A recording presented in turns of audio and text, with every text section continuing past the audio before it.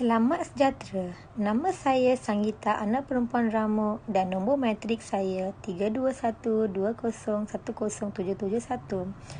Dan hari ini saya akan berkongsi tentang sejarah piramid. Adakah anda bertanya, siapakah yang membina piramid?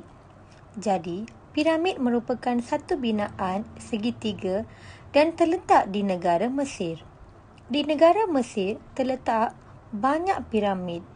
Dan piramid yang paling famous ialah piramid Giza. Dan merupakan piramid Seven Wonders World. Kenapa mengambil banyak masa untuk menyiapkan piramid itu? Kerana pada zaman dulu kita tidak mempunyai teknologi yang canggih untuk menyiapkan piramid itu. Seperti lori, bulldozer dan grain dan sebagainya. Sebagai itulah piramid telah memakan masa yang banyak sangat untuk menyiapkan sepenuh piramid itu. Dan berat setiap batu piramid ialah 1 tan dan luasnya besar 13 ekar. So, tak peliklah kenapa piramid mengambil masa yang lama untuk dibina sepenuhnya.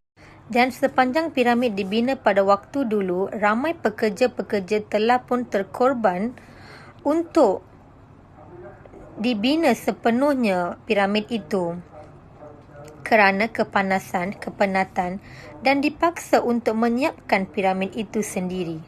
Kemudian, piramid Giza ini tidak curah seperti piramid Zubia yang piramid-piramid kecil, kerana piramid Giza ini macam stabil, muncul dan lebih kecil daripada piramid Giza.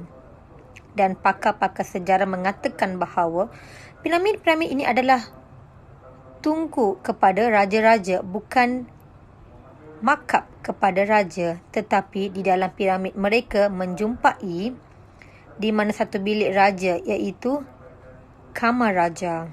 Di dalamnya terdapat keranda raja, tetapi tiada raja di dalam itu.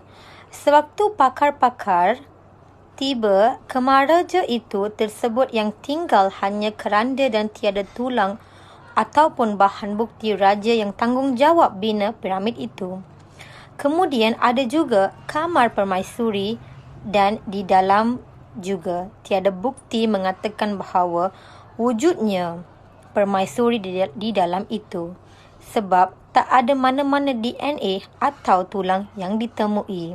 Jadi, kajian dari arkeologi mengatakan bahawa piramid pun telah dibina oleh masyarakat Mesir kuno yang sendiri tidak tahu identiti sehingga hari ini. Tetapi dalam piramid itu terdapat lukisan manusia yang mengatakan bahawa manusia yang telah membina piramid itu, tetapi sehingga kini kita tidak tahu mengapa dan siapa yang membina piramid itu. Saya akan berkongsi fakta menarik tentang piramid Giza yang ramai tidak tahu.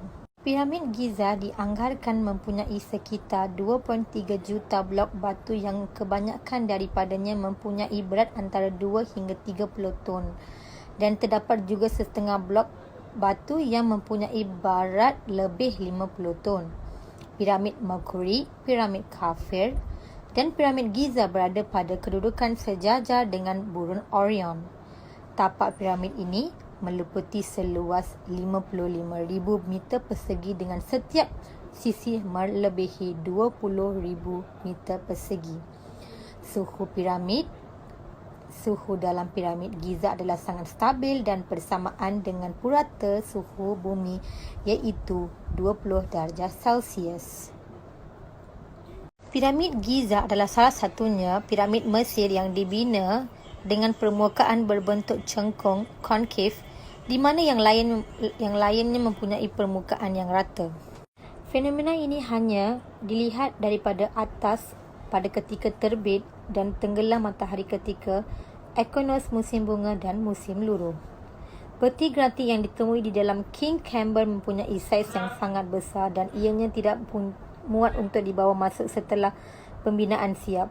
Jadi, para pengaji sejarah berpendapat bahawa peti tersebut telah diletakkan ketika pembinaan sedang dijalankan. Piramid Giza boleh dilihat daripada jarak sejauh Gunung Ghana di Palestin dan daripada angkasa lepas. Sekian, terima kasih daripada saya.